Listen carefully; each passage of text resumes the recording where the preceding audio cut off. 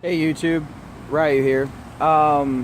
Just decided to go ahead and make a video. I'm waiting for a few of my buddies to get out of the store. I'm out smoking a cigarette, so um, and again, we were having a discussion and we were talking about you know, a few games where the economies are just completely and totally broken. And I mean, when we were sitting there and we were talking about it, we started kind of brainstorming on how you could get past that.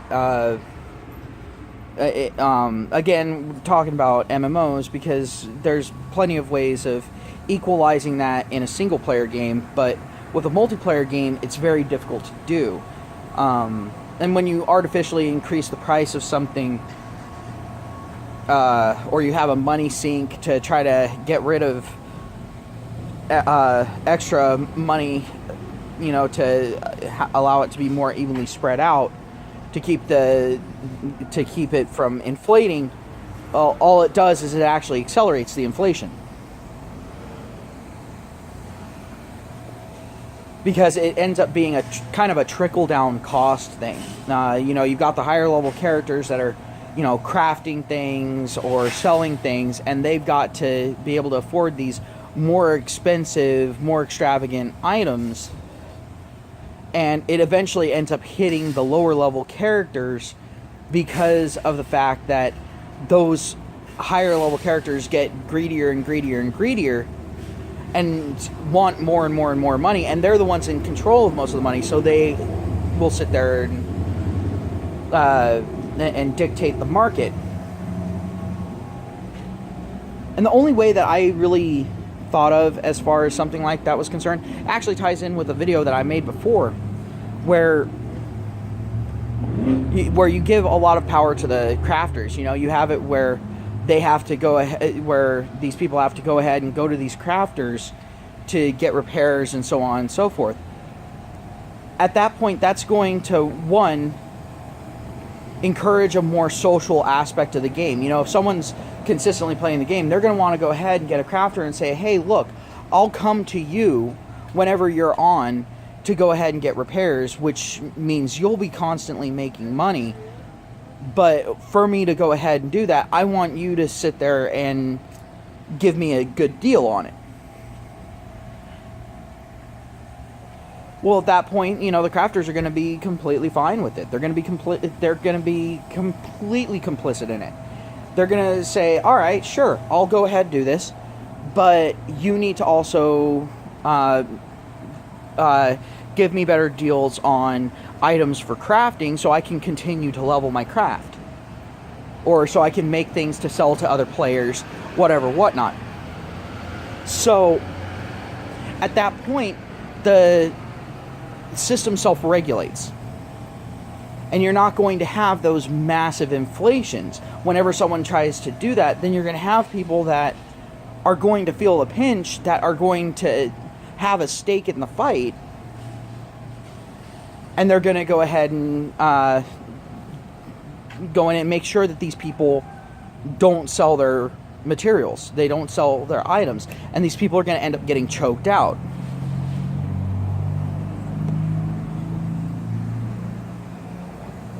I mean, that's one way of managing it. And another way is a little more draconian, but that's, setting caps on what people can charge for items. I mean, then you're going to have people that are, going all the way up to the cap, but it's still going to at least limit that. And, people are going to go, all right, at worst, it's going to cost this. Final Fantasy XI, when it had really populated servers and so on and so forth, I think they had an interesting way of selling items. For one, they had certain items that could only be found in certain regions, and only when certain regions were controlling other regions. That got people invested in actually taking over those regions, whether it be for quest items or for crafting items, certain gears, whatever. And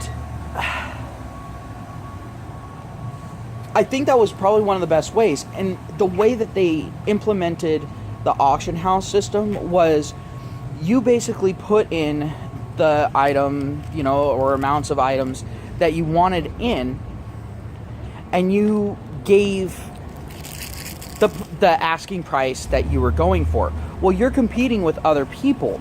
You're not able to see what they're listing. You're only able to see what things are selling for. So, and the thing is the person with the lowest asking amount would go ahead and get the sale. So if you had two people, let's say, selling a dagger, it's the exact same dagger. Someone goes in and looks in the marketplace. They're gonna see that dagger, and they're gonna see that there's two of them there. They're able to look at the sales history, not only seeing who bought the item, but also seeing how much was paid for that item. So they're going to get a general idea of it. But let's say that dagger has a history of selling for around 500 gil. All right? Well, the thing is the people that put it in are going to see that it sells for about 500 gil in that. But they want their item to sell fast. The first person that puts it in, they're probably going to put it in for that 500 to make it so they're going to get that maximum amount. That second person, though, let's say they really want to sell that dagger quickly. Well, what they're going to go ahead and do is they're going to sit there and say put it in there for 299. But if someone is buying the daggers, sees that it's been consistently selling for 500 from a varied amount of from a varied group of people, then they're going to go ahead and type in around 500. They'll probably go a little bit lower than that, trying to get a better deal, and work their way up. But the thing is let's say they bid, 480 gil on that. The person who sat there and did the lower price is going to be the one to sell.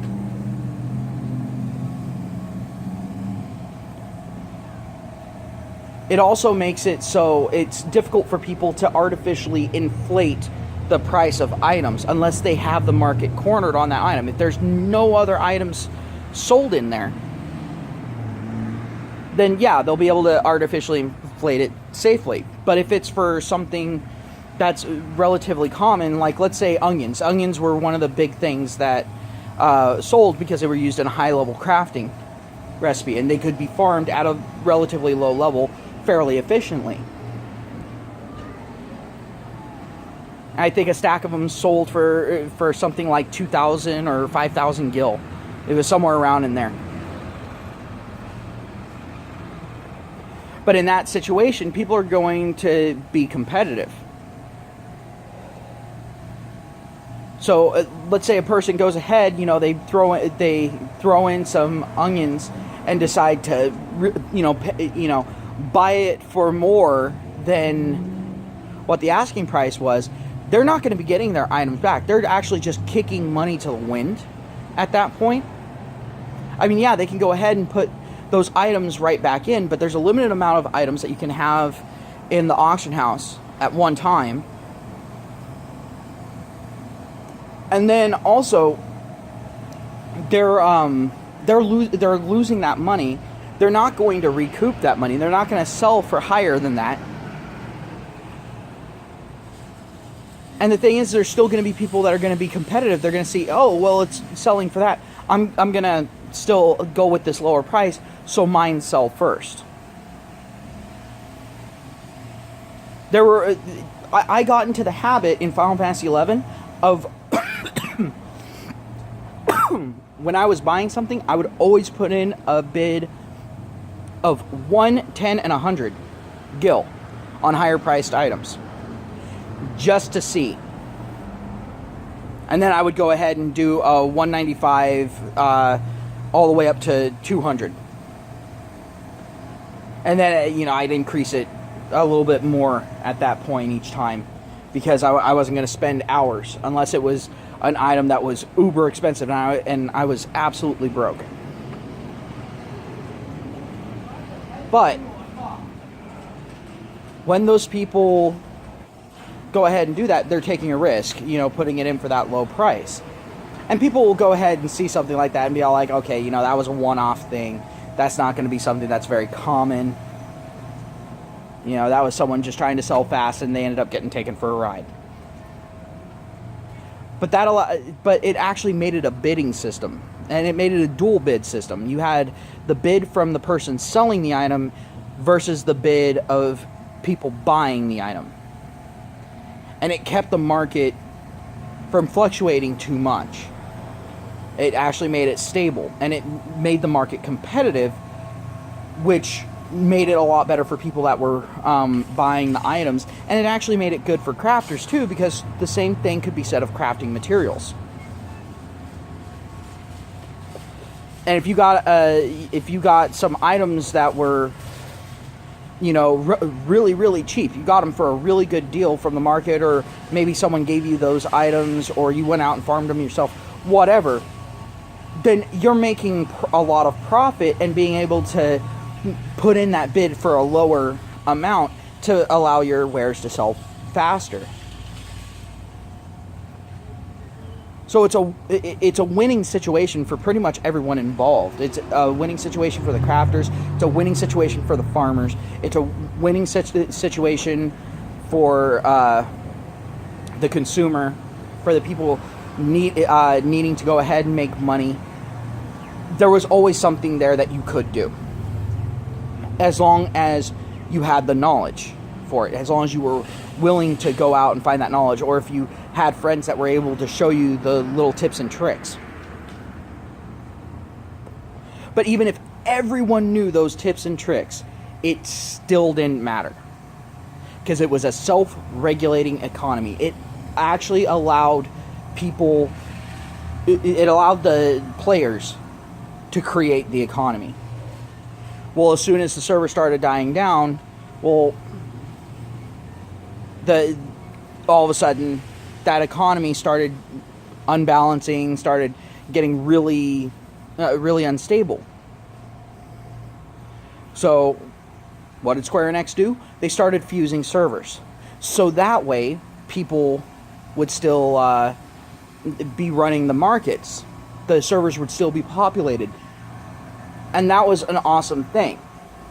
They even tried to fuse servers that had specific demographics more common in them together. So that way you didn't get like an American server being fused with a Japanese server and having half of the people on the server speaking one language, half of the people on the server speaking another language, and having to use the translation system, which was a language in and of itself. I mean, the syntax on it was just horrible, but it worked.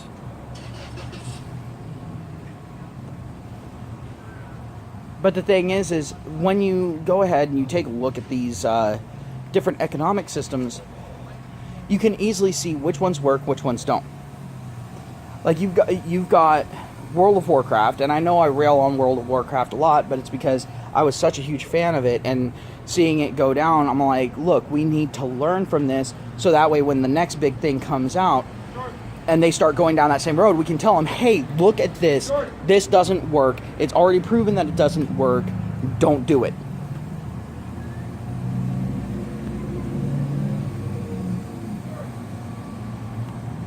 But with World of Warcraft, everyone knows that the economy is absolutely fucked in World of Warcraft. And I'm not talking about a small amount of fuckery going on. I'm talking about, you know, items that, in all honesty, should maybe be a few silver, selling for a few gold per item. And it gets really expensive really quick. And if you're a new player, it takes a long time to grind that stuff up, unless you're willing to pay in real world money to get a high level character, but you still have to go through the grind.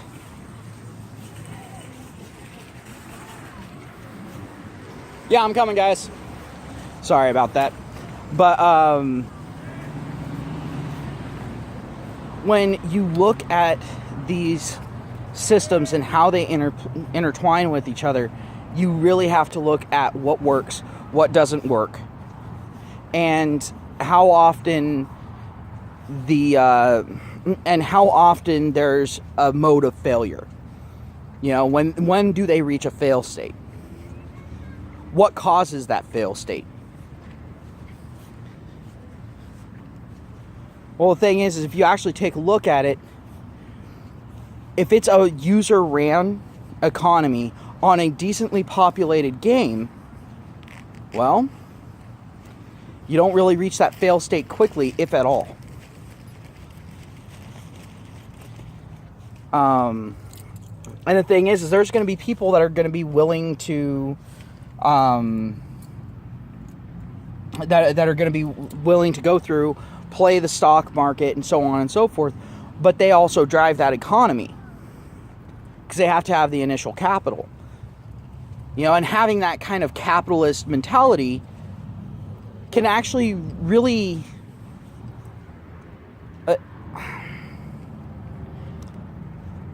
I don't know how to describe it, but it can actually end up allowing for everyone to have enough money and have enough fun to keep people interested in the game for that economy to continue to grow. Is there going to be inflation on certain items at certain times? Yes, of course. You know, supply and demand. It happens. But when you have enough players to completely meet that supply, you know, when the supply can meet the demand, it lowers the price. So then people are going to go and farm items that are in high demand but low supply, and they're going to rotate around, and that's going to create a living, fluctuating stock market where there's always a chance for people to go ahead and make money. You're going to have people that are going to hoard some items and wait for the items to sell. You know, you're going to have people buying low, selling high, but usually that takes the course of weeks, if not months. So that's a lot of patience on their part. It's not like they're being lazy. They're actually being very smart about it.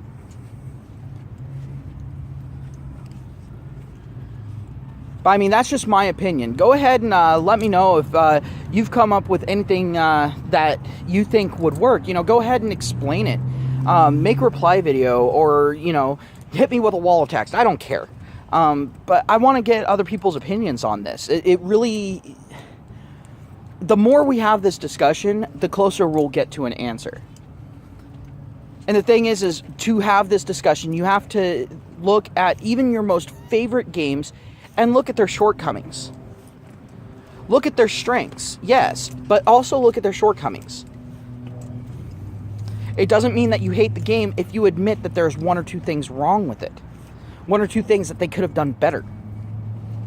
A lot of people are in that mindset of, if you criticize a game at all, it means you absolutely hate the game. That isn't the case. In fact, most of the time with me, if I'm being really critical of a game, it's because I like the game and I want to see it become more than what it is. I want to see it really thrive, really come into its own.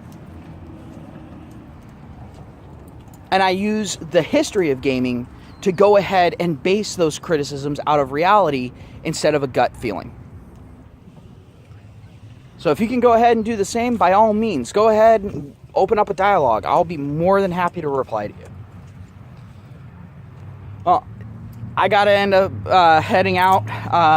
My buddies are waiting in the truck for me. Have a good one, everyone. I'll talk to you later.